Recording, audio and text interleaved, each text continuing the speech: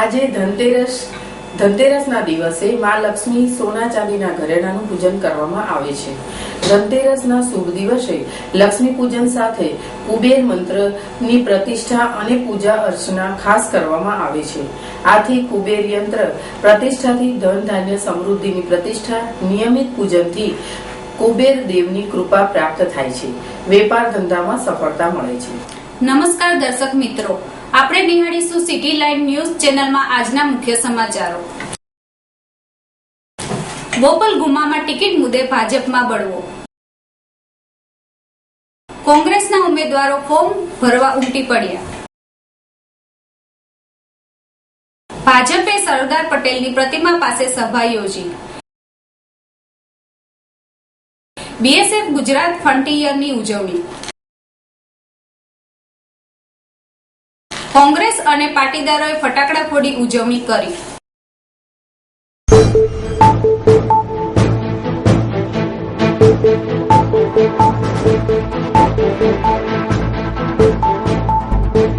Bopal ગુમામાં ticket મુદ્દે ભાજપમાં બળવો. અમદાવાદ જિલ્લાની બોપલ ગુમા નગરપાલિકામાં ટિકિટ ફાળવણીના મુદ્દે ભાજપમાં બળવો થતા રાજીનામાની હોડ લાગી છે.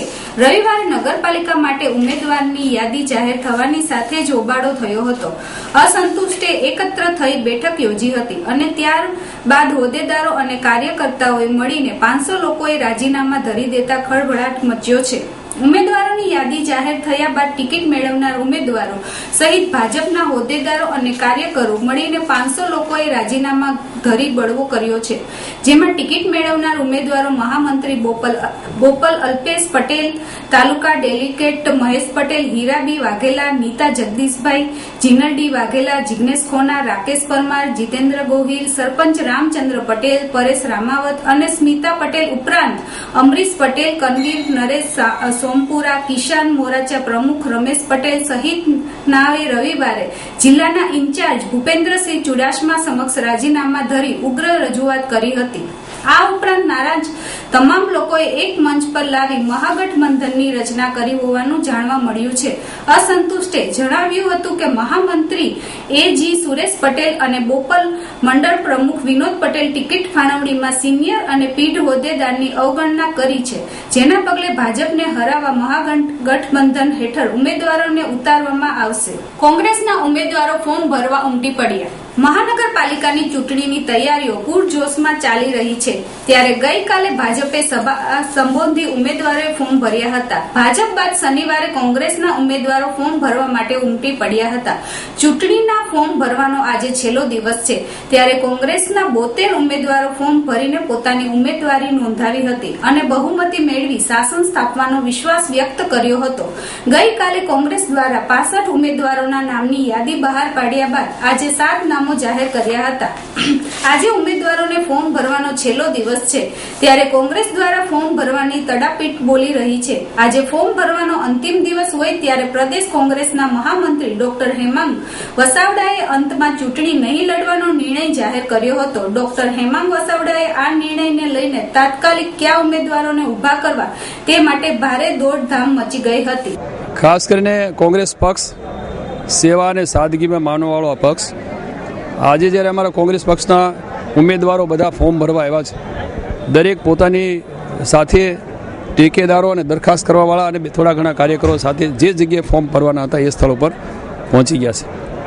અને સાથે સાથે જેમ ભારતીય જનતા પક્ષના લોકોએ ગઈકાલે ખૂબ શો કર્યો, દેખાવ કર્યો, એમાં અમે માનતા નથી. અમે તો આગામી દિવસોમાં રાજકોટ મહાનગરપાલિકા કઈ રીતે કોંગ્રેસ પક્ષ કબજે કરે એના ધ્યેય ઉદ્દેશ સાથે આગળ વધી રહ્યા છીએ. આગામી દિવસોમાં અમે અમારો જે ચૂંટણી ઢંઢેરો છે એ બધા સાથે મળીને પ્રસિદ્ધ કરવાના છીએ. ભાજપે સરદાર પટેલની પ્રતિમા પાસે સભા યોજી. રાજકોટમાં મહાનગરપાલિકાની ચૂંટણીને લઈ ભાજપે 18 વોર્ડના 72 ઉમેદવારોની યાદી જાહેર કરી દીધી છે.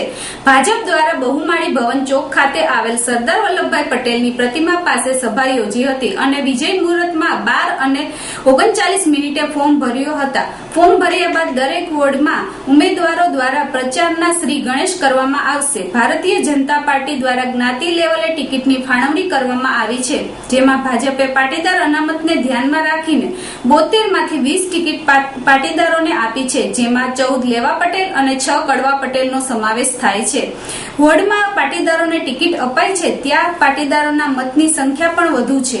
આ ચૂંટણીમાં શહેરના પ્રથમ નાગરિક મહિલા મેયર રક્ષાબેન બોડિયાનું પતું કપાયું છે. તે ઉપરાંત પૂર્વ મેયર સંધ્યાબેન વ્યાસ અને જનકભાઈ કોટકની પણ બાદબાકી કરવામાં આવી છે. 18 પુરુષો અને 4 મહિલા કોર્પોરેટને રિપીટ કરવામાં આવ્યા છે. 50 નવા ચહેરાને ટિકિટ આપવામાં આવી છે. આજે સવારે બહુમાળી ભવન ચોક ખાતે સૌ ઉમેદવારોએ નેતાઓની અધ્યક્ષતામાં સરદાર પટેલની પ્રતિમાને હાથ તોરમાં કરી ચૂંટણી ફોર્મ ભર્યા હતા અને જંગી બહુમતથી પોતાનો વિજય થશે તેવા વિશ્વાસ વ્યક્ત કર્યો હતો. ભાજપ માત્ર ને માત્ર વિકાસના મુદ્દાને લઈને લોકો સમક્ષ જશે અને જંગી બહુમતી મેળવી પુનઃ રાજકોટ મહાનગરપાલિકામાં શાસન સ્થાપશે તેવો દ્રઢ વિશ્વાસ વિજયભાઈ રૂપાણીએ વ્યક્ત કર્યો હતો. ભારતીય જનતા પાર્ટીની ખૂબ જંગી જીત થશે અને વાતાવરણ પણ ભાજપની ફેવરનું છે. એ હવાને કારણે અસંખ્ય લોકો ચૂંટણી લડવા માંગતા હતા. બધા લોકો લાયક પણ હતા, પણ અંતે 72 નામ જ સિલેક્ટ કરવાના હતા. ગઈકાલે બધા નામો જાહેર થઈ ગયા છે. કાર્યકર્તામાં ખૂબ ઉત્સાહ છે. જેને ટિકિટ નથી મળી એ બધા લોકો પણ પાર્ટીના કામમાં આજના ફોર્મ ભરવામાં પણ ઘણા બધા લોકો આવ્યા છે. એટલે હું એમ માનું છું કે રાજકોટમાં બહુ જંગી બહુમતીથી 2/3 વધુ સીટો મેળવીને પુનઃ રાજકોટ કોર્પોરેશન ભારતીય જનતા પાર્ટીના હાથમાં રહેશે. બીએસએફ ગુજરાત ફ્રન્ટિયરની ઉજવણી. રાજ્યપાલ શ્રી ઓપી કોહલીએ ગાંધીનગરના ચિલોડા ખાતે આવેલા ગુજરાત ફ્રન્ટિયર બીએસએફ કેમ્પમાં સીમા સુરક્ષા દળના 50 વર્ષની સુવર્ણ જયંતિની ઉજવણી પ્રસંગે જણાવ્યું હતું કે દેશ અને ગુજરાતના સીમાડાઓની જવાનો બહાદુરો અને ગૌરવપૂર્વક રક્ષણની જવાબદારી નિભાવી રહ્યા છે. સીમા સુરક્ષા દળના જવાનોને અભિનંદન આપીને રાજ્યપાલશ્રીએ જણાવ્યું હતું કે આપણા જવાનો શૌર્ય, બહુદારી અને સાહસથી દેશની રક્ષા કરે છે. 1971નું યુદ્ધ હોય કે કારગિલનું યુદ્ધ હોય તથા અશાંત પરિસ્થિતિઓના સમયમાં સીમા સુરક્ષા દળે રાષ્ટ્રપ્રેમની ભાવના ઉજાગર કરીને સુરક્ષા ક્ષેત્રે સારી કાર્યસિદ્ધિઓ હાંસલ કરી બતાવી છે. બીએસએફનો 50 વર્ષનો ઇતિહાસ ખૂબ જ ગૌરવપૂર્ણ રહ્યો છે. 1965માં સ્થપાયેલ સીમા સુરક્ષા દળે ગુજરાત રાજ્ય સહિત રાજસ્થાન, પંજાબ જેવા સરહદી વિસ્તારોમાં કપરી પરિસ્થિતિમાં પણ પોતાની નોંધપાત્ર ભૂમિકા અદા કરી છે. સીમા સુરક્ષા દળના 50 વર્ષના સુવર્ણ જયંતિ અવસરે 500 થી વધુ જવાનોની હાફ મેરેથોન દોડને રાજ્યપાલશ્રીઓ વહેલી સવારે ઝંડી ફરકાવીને પ્રસ્થાન કરાવ્યું હતું. આ પ્રસંગે BSF Gujarat frontier inspector general Shri Santosh મહેરાએ સ્મૃતિ ચિહ્ન રાજ્યપાલશ્રીને અર્પણ કર્યું હતું. તેમણે સ્વાગત પ્રવચનમાં જણાવ્યું હતું કે સીમા સુરક્ષા દળના 50 વર્ષની ઉજવણીના વિવિધ કાર્યક્રમો દેશભરમાં યોજાઈ રહ્યા છે, જેમાં બીએસએફના જવાનો વધુ માત્રામાં રક્તદાન કેમ્પ અને વૃક્ષારોપણ જેવી પ્રેરણાદાયક કામગીરી કરી રહ્યા છે. આ મેરેથોન દોડમાં મહિલા સહિત 500 જવાનો ચિલોડા એરફોર્સ સ્ટેશન પાલત થઈ 21 કિલોમીટરની દોડ પૂરી કરી ચિલોડા કેમ્પ પાસે પરત ફર્યા હતા. આ દોડમાં વિજેતાઓને વિવિધ ટ્રોફીઓ આપીને સન્માન કરવામાં આવ્યું હતું. બીએસએફના ઉપ મહાનિરીક્ષક શ્રી બી.કે. મહેતાએ આભાર વિધિ કરી હતી. કોંગ્રેસ અને પાટીદારોએ ફટાકડા ફોડી ઉજવણી કરી.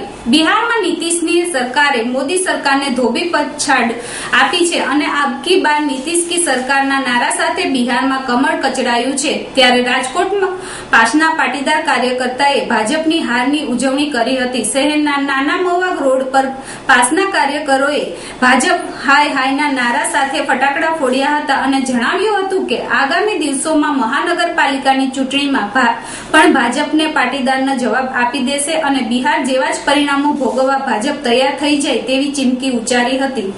બિહારમાં મોદીને મળેલા જાકાર અને રાજકોટ શહેર કોંગ્રેસ વધાવી લીધું હતું. રાજકોટ શહેરના ગોંડલ રોડ ઉપર આવેલા ધારાસભ્ય ઇન્દ્રનલીભાઈ રાજગુરુના કાર્યાલય ખાતે કોંગી આગેવાનો દ્વારા ફટાકડા ફોડી ઉજવણી કરવામાં આવી હતી. દેશની પ્રજાને ભ્રમિત કરીને મોદીએ એ જ વચનો આપ્યા હતા તે વચનો પૂરા નહીં થાય. હવે ગુજરાતની 6 મહાનગરપાલિકાની ચૂંટણીમાં પણ ભાજપને પ્રજાજનો જડબાતોડ જવાબ આપશે અને કારમી હારનો સામનો કરવો પડશે તેવું સ્પષ્ટ ચિત્ર ઉપસી રહ્યું છે. આપ નિહાળતા રહો સિટી લાઇન ન્યૂઝ ચેનલ. આ હતા આજના મુખ્ય સમાચારો.